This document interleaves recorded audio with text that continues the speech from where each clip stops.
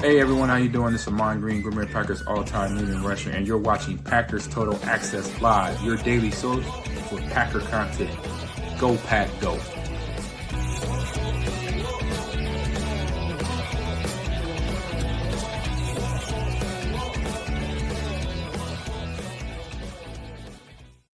What's up, guys? Welcome into Packers Total Access. My name is Clayton. You can check us out on Packernet.com. Find me on Twitter at Packers_access on this glorious July the 26th.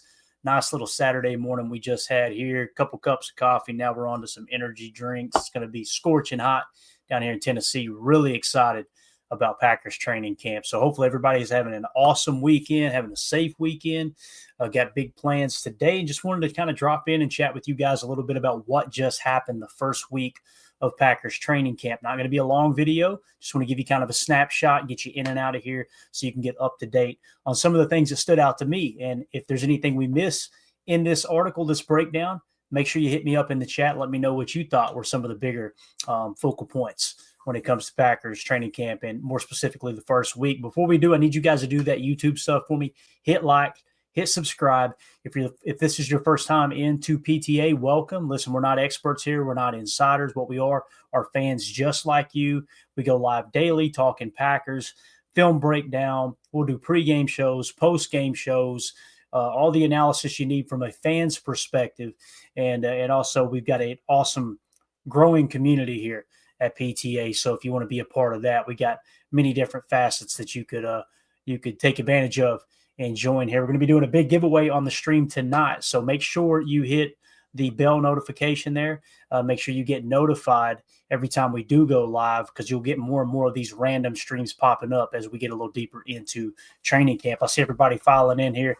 Good to see all of you guys and gals. Let's jump into it. Top 10 insights from the first week of Packers training camp. First off, defensive backs shining early. Cornerback Carrington Valentine has intercepted passes on consecutive days, including one against Malik Willis, while safety Xavier McKinney made key plays like a pass breakup and fumble recovery on drills. So, one of the big concerns going into this season, obviously, was the departure of Jaire Alexander. You guys know I've been pretty vocal that, for the price that it seems like we could have kept him around for at $6 million, would like to have seen them do that.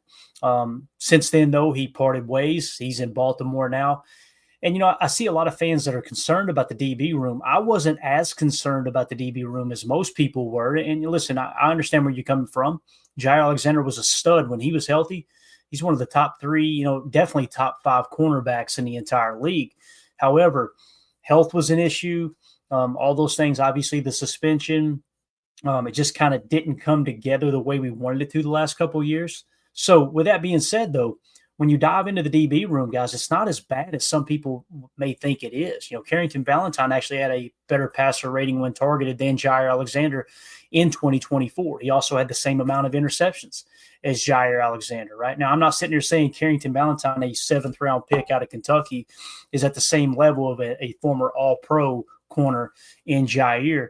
Jaire, one of my favorite players while he was here in Green Bay. However, when you look at it as a whole, you go out and sign Nate Hobbs, and this kind of feels a lot like the Josh Jacobs signing. I remember when we let Aaron Jones walk and we signed Josh Jacobs, everybody was like, man, he was bad last year, because you guys know in 2022, he took a dip in production, right? Well, like we said, if you get the 2020, I think it was the 2020, actually 2023 was when he took a dip. We said, if you get the 2022 version of Josh Jacobs, you're getting an absolute stud, right? Well, we got the 2022 version. So when you kind of look at Nate Hobbs coming from the Raiders as well, his rookie year, he was a stud. Graded out in the 80s with PFF, very aggressive, breaking on the ball, physical corner. You've already seen in camp. He's kind of got this demeanor about him. He's very intense. I love that. Absolutely. To me, it's a good shakeup, a good change from Jaire, who was the fun-loving, goofy, always. Don't get me wrong, there's a place for that on the team, and I think there's value in a person that can kind of lower the walls of his teammates a little bit. And on top of that, kind of lighten the mood in a stressful situation that may be the game on the line for a specific play. But nonetheless, cornerbacks seem to be playing pretty well, man. Not just Carrington Valentine, but Nate Hobbs has flashed as well. Keyshawn Nixon had a couple of big plays yesterday too. From what I can gather, looking pretty good. Javon Bullard forcing a fumble punching the ball out of Tucker Kraft's hands yesterday while he was playing the slot. And keep in mind, Javon Bullard is running with the ones in the slot, star, nickel, whatever you want to call it, as of the time being. We'll see how that shakes out. And we've got some awesome content coming up later on this evening for our live stream when the guys join me. We're going to be breaking down a little bit of Evan Williams as well. I'm excited about his second year in the league. Moving on to the next topic here. Offensive weapons displaying potential. All right, wide receiver Dontavion Wicks caught a long touchdown from Jordan Love on an extended play, and Jaden Reed has recovered fully from his shoulder injury as he enters his third season. So it seems like the wide receiver room's in a pretty good place too. And obviously with Dontavion Wicks here making a big play yesterday, I think many people have kind of written him off. And to be honest with you, our chat seems to be on the opposite end of the spectrum. Last night when we did our live stream, I've seen many people in there going, man, people were sleeping on Wicks. People were sleeping on Wicks. Awesome rookie year. Took a step back his sophomore year here in second year in the league. Now let's see if he can kind of build off of that success he had year one, forget last year, and dive right into being the player that we thought he could be moving forward. I see everybody in the chat. Appreciate you guys jumping in here this morning, this afternoon, wherever you are. I guess it's still morning up there at Lambeau time. We just cracked noon here in Tennessee. Next, kicker, Brandon McManus, dominating kicks. The veteran remains perfect through camp, going 15 for 15 through 3 days, including multiple 50-plus yard field goals on, I believe yesterday was his birthday. I want to say he turned 34 yesterday, I think, if I remember correctly. So, guys, I can't state this enough, man.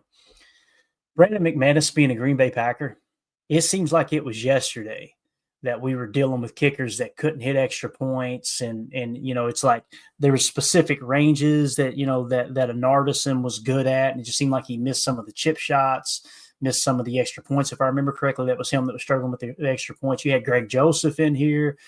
You tried a multitude of ways to kind of patch up this kicking game. The fact that Brandon McManus is our kicker for the next 3 years, man, it just kind of, you could take a deep breath and no longer do you worry when you march him out there for a potential game-winning kick or even a kick that might give you a 4-point lead as opposed to just a 1-point lead, things like that. Now, listen, it doesn't mean he's going to be perfect. Last year, he had the second highest kick accuracy, right? His field goal percentage was the second highest in the league. And I want to say the guy ahead of him had way fewer attempts than McManus did. I don't expect McManus to kick in the 90 percentile again this year. I don't. Now, if he does, that's awesome. Give me 85% or above. And I'm like, that's well worth the money. So McManus seems to be picking up right where he left off last year on the kicking front. So moving along here. Injuries affecting offensive line and receivers. Left guard Aaron Banks is day-to-day with a back injury. Elton Jenkins remains sidelined. Now, listen, whether Elton Jenkins is the contract or not, they've got him listed with a back injury as well. All right, so just keep that in mind. That could be a little play on the cap, or not the cap, a play on the contract situation with Elton Jenkins. To me, it kind of feels like the tide has turned there. I feel like Elton's probably got to the point after hearing Goody speak and them having conversations with him being back in town, obviously, for training camp. I think they kind of came to the realization. This is just me speaking. I have no inside information. I want to mention that, okay? But it kind of feels like he's come to the conclusion like, okay, Goody's not going to budge on this. So what do you do as a player? You kind of held out through a part of the offseason, and then it's going to be a hold in, right? It could be that they agreed, look, until we get this worked out, and maybe there will be some guaranteed money added to Elton Jenkins' contract. But on the surface, for me, it kind of feels like you're saving a little face. And I could be wrong. Like, well, what do I do? Do I just go out there now and go, yeah, I just caved? Well, maybe you tweaked your back a little bit. And now you don't have to talk to the media for a few days. Let's let this die down. Let some other camp stories take it to the forefront. And then in a few days, all right, the back feels better. You're back on the practice squad, and nobody even talks about the hold in. I could be wrong there, but that's kind of the way it feels to me. So we'll see how all that shakes out as we move forward, obviously, and get a little deeper into camp. Now, the other thing, rookie wide receiver Savion Williams is out with a concussion, leading to lineup rotations. Quay Walker has taken significant steps forward as he recovers from his ankle surgery. So obviously we found out Quay got his ankle cleaned out earlier in the offseason. So it seems like he's tracking to kind of have a little bit better season than he did last year, in my opinion, because he's going to be healthy. That's the other thing. When you hear cleanup, guys, and I don't know all the details of the procedure that was taken, that took place with Quay Walker's ankle. Typically with cleanup, though, you go in there and you scope it, and you're getting just some of the excess material out, right? In some cases, there may be some, I don't want to say bone spurs, but something similar, a little bit of floating cartilage, things like that. And maybe you can go in and just get that out of there, and that removes some of the discomfort. To me, I'm expecting Quay to be as healthy as he's ever been, because that ankle injury, it didn't just bother him, when it kind of ended his season last year, but it also, if I remember correctly, it was something that bothered him the year before a little bit as well. You just seen him pop up on the injury report from time to time. So I'm excited to see him at a full 100% as well. Now, left guard Aaron Banks on the day-to-day with the back injury. Day-to-day, I want to say that's good news. Like, okay, it's definitely better than saying, hey, he's going to be out for a while, right? But in camp, you can use the term day-to-day, and sometimes it's longer. I think Aaron Banks is going to be fine. I think this is precautionary. And me personally, when you pay somebody like Aaron Banks the money you did in free agency, and again, we've talked about it's a 4-year deal that's really a 2-year deal when you really look at the guaranteed money and how the contract breaks down and the Packers can get out of it. So I really like the signing. But you spent money on him expecting him to start.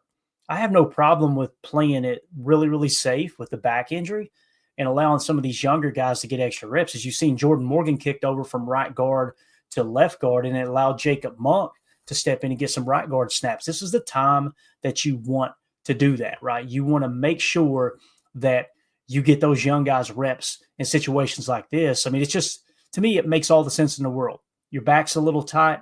Probably, like we said, I think it was Joseph, I see him in the chat here, he said last night on the live stream, if we were playing a playoff game, today, Aaron Banks is probably playing, right? So the fact that you got him sitting out, it's just precautionary. And it allows Jacob Monk to get those right guard reps. It allows Jordan Morgan to get those left guard reps. It allows Sean Ryan to get center reps that Elton Jenkins is out. Let's just kind of, somebody was in the YouTube comments yesterday, cracked me up, and they were just, Aaron Banks, it was just like every little injury we're talking about on the third day of camp, the sky was falling. I'm like, man, this is day 3, bud. You got to calm down. There's going to be more of these. We see it every single year. So everything's going to be fine. But I'm really excited about Quay Walker. And then, of course, Savion Williams. Listen, if it raises a little bit of concern for you that, hey, this guy's already got a concussion, I can understand that. I mean, we've seen what happened with Rome last year. I'm not overly concerned about it, other than play it extremely safe, because concussions, as we've seen here recently, man, oh man, if it leads to some of the long-term effects of CTE and things, it's absolutely devastating. So just a little update on the injuries there from this week as well. And I want to give a shout out to Caden over on Twitter. This shot right here was just absolutely awesome. Just Jordan out there gunslinging. Jordan loves productive throws. The Packers quarterback has shown accuracy, including a 49-yard touchdown to Dontavion Wicks and efficient completions in third down drills, going 9 of 14 in one session. Free agent signing Mecole Hardman has emerged as one of Love's favorite targets early in camp. So for me, guys, it seems like Jordan Love is in a really good place right now. We showed some of the throws last night on the show, and he threw like a 23-yard out route. It was a dime piece. It was to Dontavion Wicks, which, by the way, Dontavion, strong hands, great at the catch point. 2 things from that one throw, and it's one throw, routes on air, I got you. Jordan Love anticipating the break and letting that thing rip on a 23-yard out route, phenomenal. I mean, you could not have thrown it any better.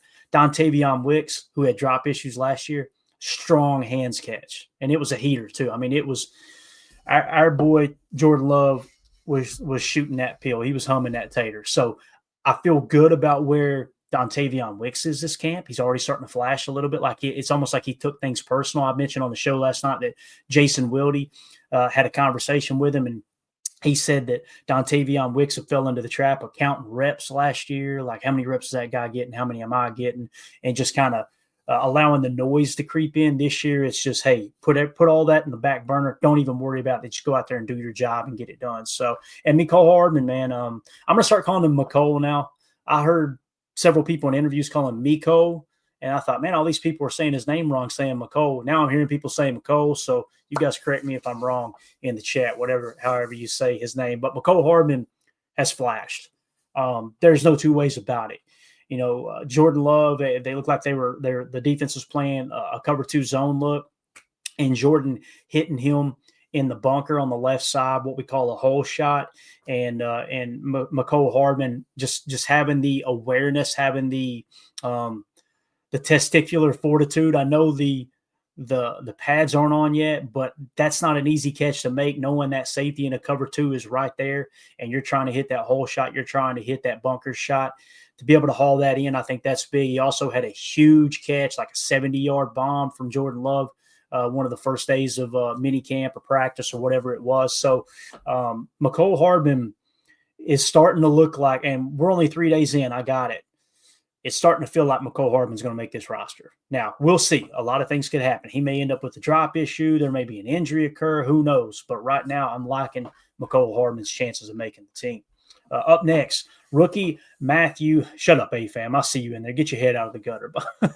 Rookie Matthew Golden emerging as a breakout. All right. So the first round pick, nicknamed Bullet by Rich Bisaccia. We broke that down, right? Where he said he told Matthew Golden earlier in the week. He said, "Do you know who Bob Hayes is?" And Matthew Golden was like, "No." He's like, "Go watch some Bob Hayes tape." He wore number 22 as well for the Cowboys. Well, Bob Hayes, as you guys may be aware, was the fastest man on the face of the planet at one point. Cowboys got him on their team. He wore number 22. They called him Bob Bullet Hayes. So they're starting to nickname him, or at least Bisaccia is calling Matthew Golden Bullet, wearing 22. Obviously, he's got the 4.2 40 speed. It says he's calling him Bullet for his speed, has made touchdown catches, been used in jet sweeps. We've seen that yesterday. Really exciting there, and shown elusiveness in drills. While it's still early, Golden seems to be ahead of where past rookies were entering their first training camp. Guys, I don't remember us talking about Jaden Reed this way. I don't remember us talking about Romeo Doubs this way. Romeo Doubs flashed, but it was more in terms of I remember him making contested catches on Jair Alexander. I specifically remember that. I remember him beating Romeo Doubs, beating Eric Stokes off a bump and run. Everybody went, whoa, Romeo Doubs just torched a first-round pick. Well, now we know that Eric Stokes probably shouldn't have been a first-round pick. That's not a dig at Goody or his scouts. Everybody misses them. It's so hard to truly find those gems. That's why the success rate is so low when it comes to the NFL draft, right? But Matthew Golden, you guys correct me if I'm wrong in the chat, this feels a little bit different. When you watch him and when he runs his routes, how twitchy he is, how fluid he is. I said from the get-go, if I had to pick a player that Matthew Golden reminded me of, it would be Greg Jennings. Greg Jennings was very quick, but he was so smooth, so fluid in and out of his breaks running routes. Matthew Golden is way faster than Greg Jennings. So the fact that I didn't say, he reminds me of Christian Watson's speed, or he reminds me of, MVS's speed, or whoever, you know what I mean? That would be, you just, okay, well, we knew he was fast. What he does underneath and the fluidity in his movement, I watch him and I go, man, that looked like the old 85 out there. So really, really excited about what Matthew Golden's going to bring to the table. Next, defense controlling practices. The unit has won back-to-back days, forcing interceptions and fumbles with strong showings in 2-minute and third down periods. So one of the things we talked about this offseason is typically when a defensive coordinator takes over with a new team, if they're a good coordinator, you'll see a big bump in production, right? Like the defense will take a big step. We've seen that with Jeff Hafley. I think we would all agree from what we've seen so far, slam dunk hire by Matt LaFleur there, bringing in Jeff Hafley as the defensive coordinator. Now, we also mentioned that typically in year 2, they take a slight step back. Not all of them, right? But there's a good chunk of defensive coordinators that end up being good defensive coordinators that in year 2, they take a step back. Why is that? It's because the entire first of all, the offseason leading into the year that Jeff Hafley came in as the defensive coordinator, he'd never been a defensive coordinator in the NFL, right? So why is that important? Opposing teams don't have the ability to go pull his tape and watch what he did. You can go watch him at BC, at Boston College, but the college game is totally different than the NFL game. So he played a lot of man coverage in college, and there's many media members that say, oh, we're going to play a lot more man coverage. And I went, no, you're not. He comes from the Pete Carroll cover 3 coaching tree. You're going to see a lot of zone defense. Lo and behold, that's what we did last year. Now, a hybrid from a cover 3, we went to more cover 6, cover 9, cover 4 match looks, mixed and matched as you went through the season. Teams now have a full season of tape on Jeff Hafley. So Jeff Hafley has to make the decision of going into the season. All right, do I change up what I do that worked last year? Do I stick with what worked, or do I change it up, knowing that offensive coordinators know exactly what we did now? They had all offseason, especially the NFC North offensive coaches, to break down and dissect what it is Jeff Hafley did really, really well. So that's why I would kind of expect a slight step back. However, early in training camp, seems like the defense has got the edge on the offense currently. Now, as we talked about last night, I think Emilio brought it up. It's a great point. This typically happens in training camp. The defense is typically one step ahead of the offense almost always, because the offense is trying to work on new stuff. They're trying to get things kind of implemented and everybody getting on the same page. You got new targets. I mean, you're talking about Matthew Golden, Savion Williams, new receivers, McCole Hardman, newly added to the team. You've got a new left guard who's missing with injury now, but he's stepping in. Everybody's trying to communicate. Oh, by the way, you're playing with your second and third string center because Elton's out. So I want to pump the brakes a little bit on the defense, but this is good. This is what you want to hear, no doubt. So defense seems to be showing up currently at camp. Up next, Javon Bullard's turnover creation. The safety forced a fumble from Tucker Kraft and has been active in coverage, including a pass breakup against Romeo Doubs. Javon Bullard continues to run with the ones in the slot cornerback in Jeff Hafley's nickel 4-2-5. Now, this kind of caught me, I don't want to say caught me off guard, but I'm a little bit surprised because I somewhat expected Nate Hobbs to just be the nickelback, although we talked about, and we were pretty vocal this offseason, that he can play outside as well. So it seems like they're going to give Bullard every opportunity to solidify his role in the nickel, which last year he played that nickel spot, that star position, much, much better than he played safety. So why not press into what he does well? And Evan Williams was damn near dominant last year at the safety position, right? So we came into camp thinking Bullard may go back to safety. Evan Williams might take a slight step back in terms of reps. Nate Hobbs would be in the slot, and the outside would be like Carrington Valentine and Keyshawn Nixon, right? Well, what it seems is happening is Keyshawn Nixon and Nate Hobbs are on the outside. Javon Bullard is still in the slot. Evan Williams is still at safety. That all sounds great to this point, but Carrington Valentine is fighting for a starting job now, right? So it's kind of, if like we were to play a game tomorrow, it feels to me like Carrington Valentine is going to be the man out of the lineup until someone gets banged up. Now, we just showed you, we opened up with, he's already got 2 interceptions in camp. So he's doing everything he can to solidify that spot. But as Mark Tauscher says on Wildy and Tausch all the time, late round picks have to constantly prove they belong. Early round picks have to constantly prove they don't belong. Javon Bullard's a 2nd round pick. Carrington Valentine's a 7th round pick. I could see why they would. I won't agree with starting Bullard over Valentine, and I know they play 2 different positions, but one or the other is going to be on the field. That's why I say you're choosing him over the other, because Hobbs would kick to the slot if you went that route. But it's just going to be interesting. It's going to be interesting to see how that plays out. And again, guys are going to get banged up, and it's early in the process. But definitely something to keep an eye on, that Javon Bullard still running with the ones in the nickel, and obviously still creating turnovers. We've seen him do that in the regular season last year, guys. When he punched that, there was multiple times he caused fumbles. I remember one, I think it was against Chicago, smoke screen. He flies in there, blows up the catch. Catch. They turn to Yak, blow him up, knock the ball out. Bullard was pretty good about being physical when arriving at confrontation last year in terms of tackling the ball carrier. Definitely played a big role that many people want to overlook, that seem to think Javon Bullard's he's just not going to pan out. We're 1 year in and they think, okay, he's just a bust, but they refuse to acknowledge how effective he was at run defense. Like if you go back and watch those nickel 4-2-5 sets when teams faced us with 11 personnel, 1 running back, 1 tight end, equaling 3 wide receivers, man, Javon Bullard was almost like an extra hybrid linebacker plugging in the run fit. So just definitely keep an eye on that as well. Up next, Nate Hobbs. Nate Hobbs' physical presence, the cornerback has stood out by showing his competitiveness, earning praise from Matt LaFleur. There's a leadership void in the Packers cornerback room, and it seems Hobbs is the front runner to fill that. Now, you guys know he and Carrington Valentine go way back to when Carrington was in high school, and they've been working out all offseason together. I've been sharing all that over on my Twitter account at Packers_access. And, yeah, Nate Hobbs seems to have emerged as the leader of that cornerback room. I love it. I absolutely love it because, again, it can get a little awkward, and this may sound silly to some, but I'm telling you, it's a real thing in the National Football League. It can get a little awkward when a lower-paid guy, like you got Nate Hobbs, who's making the most money in the cornerback room, and like let's say a Keyshawn Nixon who's making $6 million per.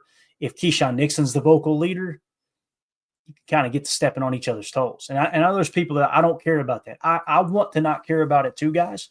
But Bill Belichick in New England, one of the things he did so well as a general manager was he constantly kept that salary cap in check and by part kept the ego in check, that you don't overpay for a player that other teammates, and I'm not saying it's right for teammates to do this, but other teammates would look over and go, I'm better than him. Why is he getting paid that much?